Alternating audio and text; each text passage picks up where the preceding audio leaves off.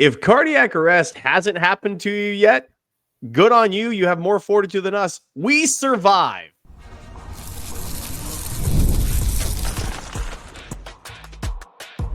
You are Locked On Bulldogs, your daily podcast on the Georgia Bulldogs. Part of the Locked On Podcast Network, your team every day. What is up, everybody? Welcome back to the Locked On Bulldogs podcast, part of the Locked On Podcast Network, your team every day. If I sound a little bit hoarse, if I sound like I'm weary, a bit fatigued, if you're getting this overreaction show a bit later than you normally do, just recognize that it's been a long one. Okay, it's been a long day. What a day of college football.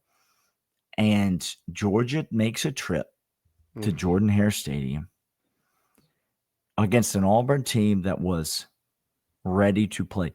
Super Bowl mindset for the Auburn Tigers. I mean, Hugh Freeze basically coming out and saying it before the game. Not basically. Daniel.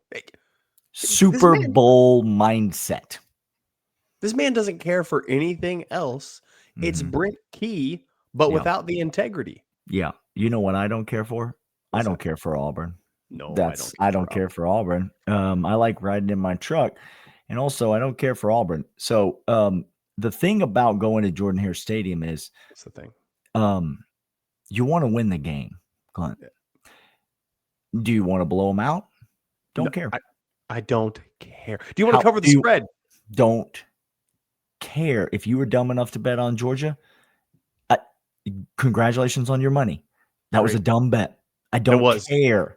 I don't care. But what about style points? I don't care about style points. Okay. When you go to Jordan-Hare Stadium, that absolute witchcraft-filled juju karma, awful pit of nothingness. You want to win the game. That's it. And we won the game. And also, we took the juju and we said, Auburn fan, put it up the brownstone. Yeah. You guys remember the brownstone? It's the place by which you just shove things right up and out the window. Yeah. You want to put it up the brownstone because Auburn fans, he didn't break no plane with no football. Let me help you. Auburn fans who are listening. To touch the football is different than to possess the football.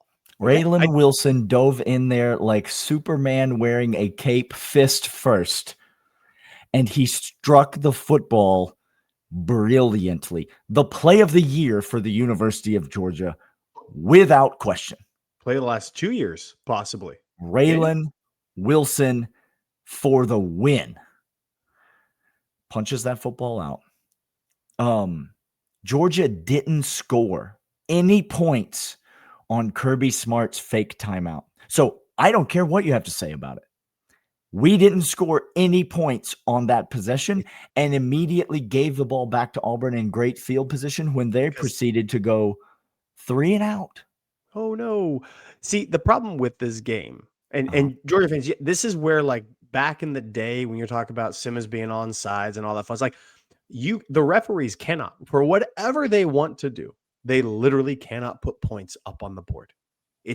They can't get on the mic and say, hey, Booth, can you go ahead and just put 7 up there, please? That doesn't happen. Hasn't happened. Will never happen. Right.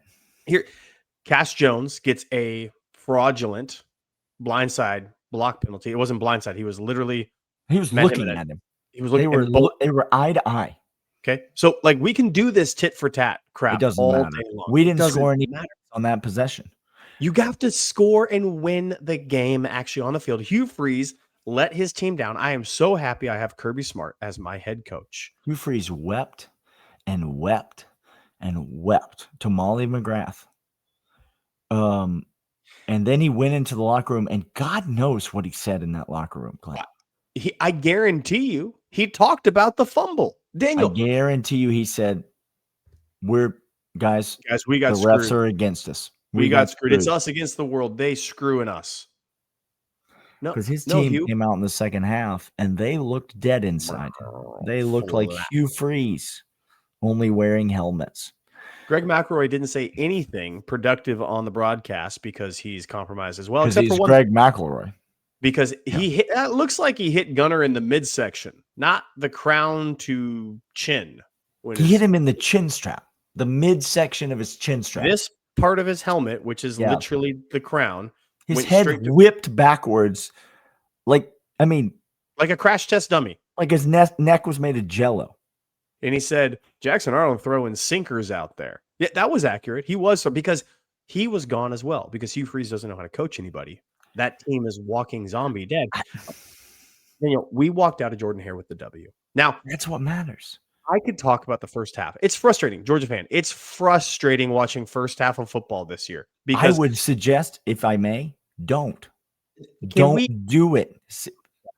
Let's all hang out together. We can group watch things, like it's back in COVID where we get on the thing today and we can Zoom each other as we watch something live. It'll be fun. It'll be great. Let's don't watch the first half anymore because it's bad. Glenn Schumann is lost. He doesn't know what he's doing. All of a sudden, second half comes out and it's like the Wonder Twins ring was activated somehow. Yeah. Okay. I don't know. I can't describe it. No, I can describe it. We stopped the run, and we got pressure on the quarterback. We didn't stop the run in the first half. No.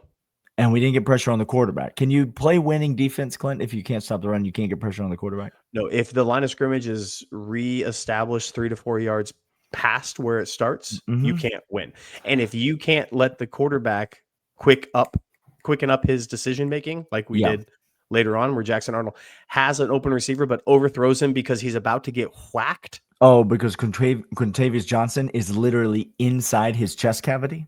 Yeah. That changes the trajectory of the ball. By the way, Quintavious Johnson, welcome to the University of Georgia. It's nice to see you.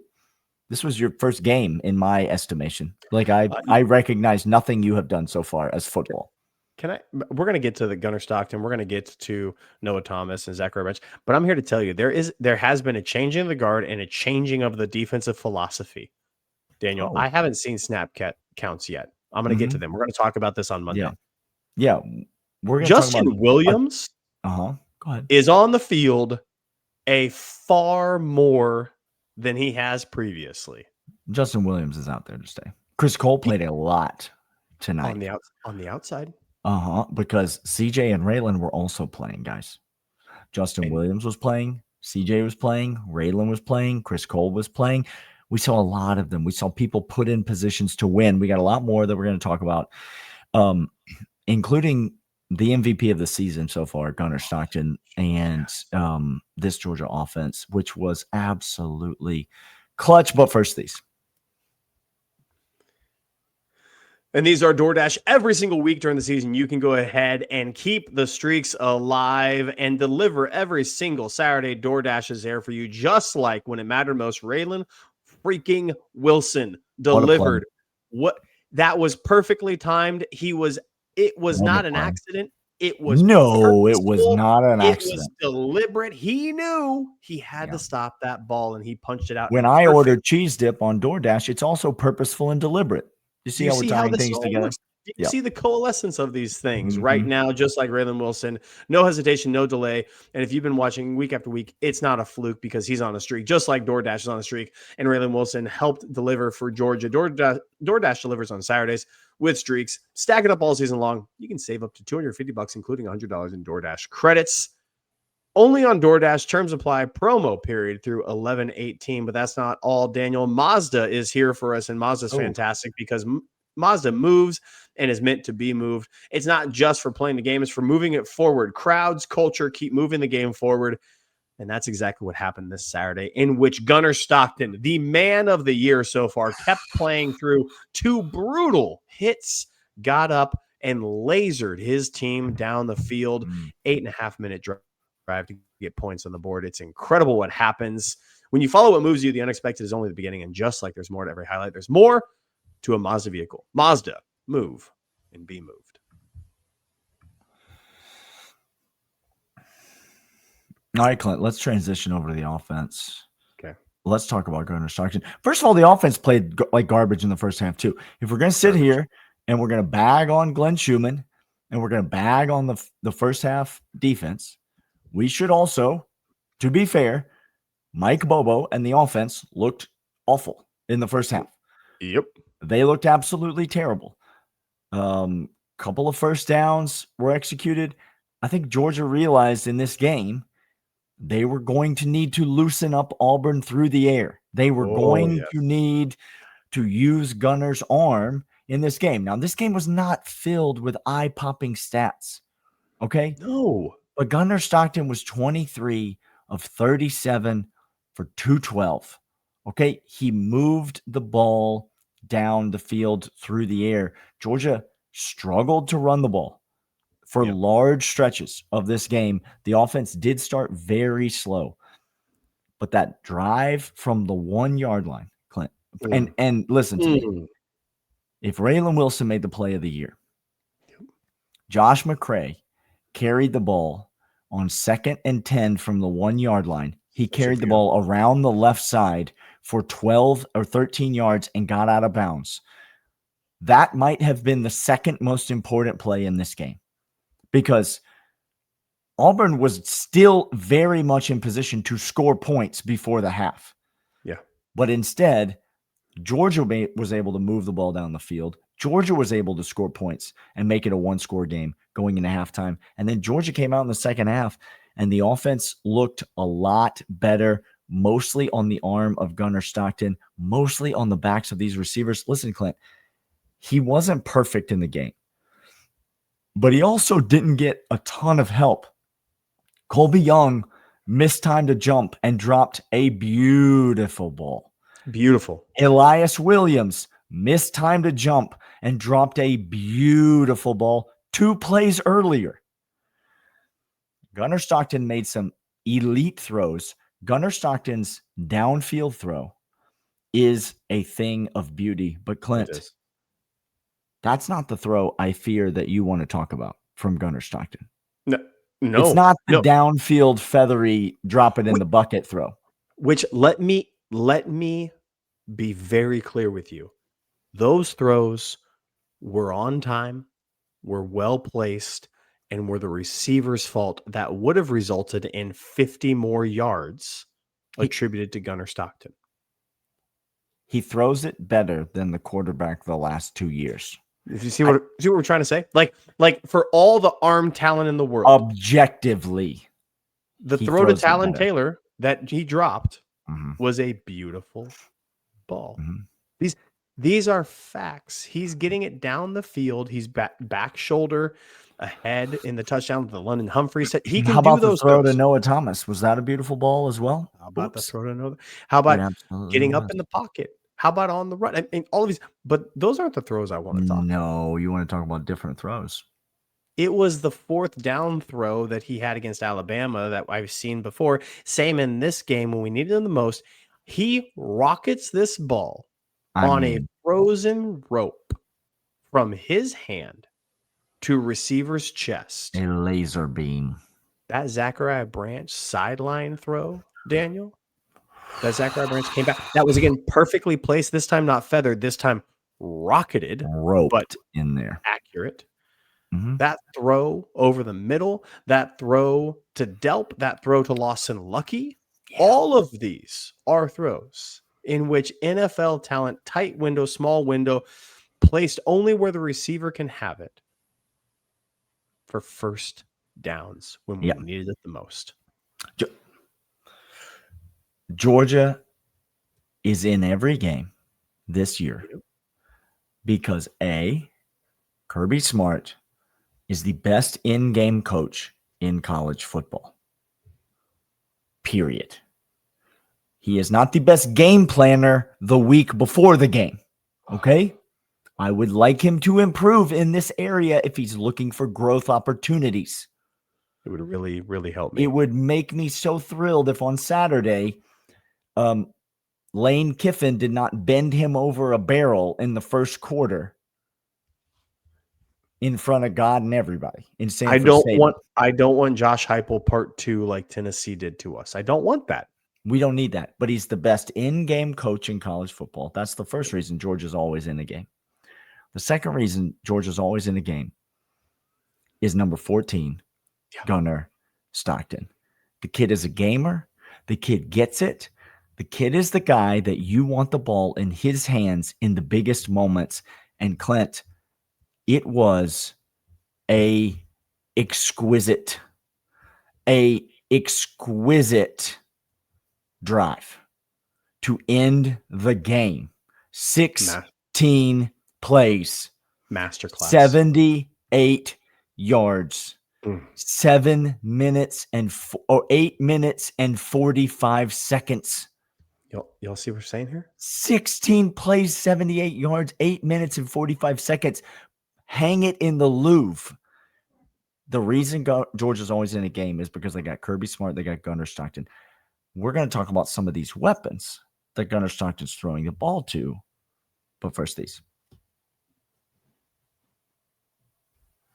These are, in fact, FanDuel. FanDuel's fantastic. Get over there right now, FanDuel.com. Make a $5 Fantastic bet. if you bet on the right people. And we will, by the way, really quick. Okay, go on. Your boys said take Indiana. We told you it was coming. I said I was going to make a little money line parlay, and who was going to be a part of it? I can't remember. Indiana was. I made the money line parlay. He did too. I'm going to peep the FanDuel app real quick because the funds are high. Cha-ching. FanDuel, $5 bet. Guess what? Go ahead and get bonus bets straight to your account. FanDuel's the only place that Daniel and I go to make bets on this action. We love them every single time. Right now, new users get a bonus bet straight to their account. FanDuel.com. Make every game more. Daniel, this Gunnar Stockton is beautiful. He's exquisite. He's everything. By the way, I think I have my comp. My comp for Gunnar Stockton is coming into focus a little bit more. Yeah, it ain't Stetson Bennett, yo. It's not Stetson Bennett. No. We thought it was going to be a Stetson Bennett comp. But by the way, Gunnar used his legs tonight, I thought, really well. Which leads me to my comp. Okay, Daniel. Go on. Now, many of you maybe have a feel of age, and but if you all go back and just peep Steve Young real quick. A right-handed Steve Young, Gunnar Stockton. I'm telling you, it's real close. When he schlepped off Falk, when Bo Hewley got absolutely beat, and he schlepped him off. How? I don't know. The play resulted in I think it was a loss. 2-yard loss. It was a loss. Yeah. It was a 2-yard loss. But the fact that he didn't get sacked there, the fact that he got out of that and kept the play alive is exactly the type of plays we need from him. Because even with our inexperienced young offensive line, Gunnar Stockton's still gaming this freaking thing all game long. It was incredible. Loved it. Let's talk about this. Can we talk about Zachariah Branch now? Yeah, please do. Okay, great. Cool. Zachariah Branch was everything in this Georgia. Listen, he only averaged 6.5 yards per catch. Don't care. Yeah, listen, because he made those catches on 3rd and 5 and 3rd and 6, and he averaged 6.5 yards on them. Zachariah Branch got it done. That little screen pass to the outside to Zachariah Branch, it turns out, and I don't know if you're ready for this, it turns out that's a pretty good idea. It's a pretty good play call. Do you know why? Because you can't touch him. You can't tackle him. He's too good. Zachariah Branch is really good. Like, really good, Clint. He's really important and really good for this Georgia offense. Guys, without Zachariah Branch, I don't know how to tell you this. Oh, Lord. Our offense, Gunnar Stockton would be willing it with half a leg and half an arm because he would be absolutely train wrecked. But throwing it to the outside, real simple, real quick, check with me play, or sometimes just called play. You have the numbers on the outside. Dylan Bell is doing also Dylan Bell, Noah Thomas, Colby Young blocking on the outside did just fine this game, doing work and not caring about it, being happy with it. Noah Thomas got Dylan Bell had 1 target, 0 catches. And he didn't care because he was doing Played a great game. Played a great game. Branch makes defensive coordinators and defensive players nervous. You have a guy that makes the other team nervous, and you just every so often dart your eyes on the outside. You just go, where's he at? Where's one at? Where's he going? What's happening? And that takes up brain space, takes up emotional space. You start And if thinking the about it so much. linebacker's looking over at number 1, Clint, Then what happens? well, what happens is number 8 goes off. What happens is London Humphreys comes in and goes off. What happens is Cash Jones sneaks out of the backfield. He has a nice time. What happens is Oscar Delp is open. What happens is Noah Thomas gets involved in the offense for the first time all season. What happens is the run game can open up. Zachariah Branch does it all for this team. Biggest transfer portal addition of the year for the University of Georgia by a lot. Zachariah Branch a landslide. it has been phenomenal for this Georgia team. Guys, it's late. Yep. And I just need to recap for you. Okay. That Georgia gave up a touchdown on their opening drive. Yeah. They were down 7-0. Mm-hmm. And then they got a first down and then punted. And then Auburn marched down the field again, and they kicked a field goal from the 5-yard line. Very easily could have been 14-0. Instead, it was 10-0. 10-0. And then, after Georgia went 3 and out, Auburn came down the field again, got to the goal line. Yep. Very easily could have been 17-0, or if you recall, 21-0. It could have very easily been 21-0. Georgia wins this football game 20-10. Auburn does not score a point for the last 39 minutes of game time. First half, it was like 26 minutes of possession time for Auburn. They had, I think, 28 minutes of possession the whole entire game, starting in the fourth quarter. Yes. I mean, Auburn scores their last point in the early with 5.5 minutes to go, 5.5 minutes elapsed in the second quarter. It's almost 3 full quarters, over 2.5 quarters, that Auburn does not sniff the end zone again, does not score another point. Georgia wins at Jordan-Hare. That's the headline. Print the T-shirts. Auburn fans are sad, and Georgia fans are happy because the Dogs are on top. Okay? We might not be yelling and screaming on this overreaction show, but Auburn is so small. Yeah. And we've got 9 in a row against a little guy.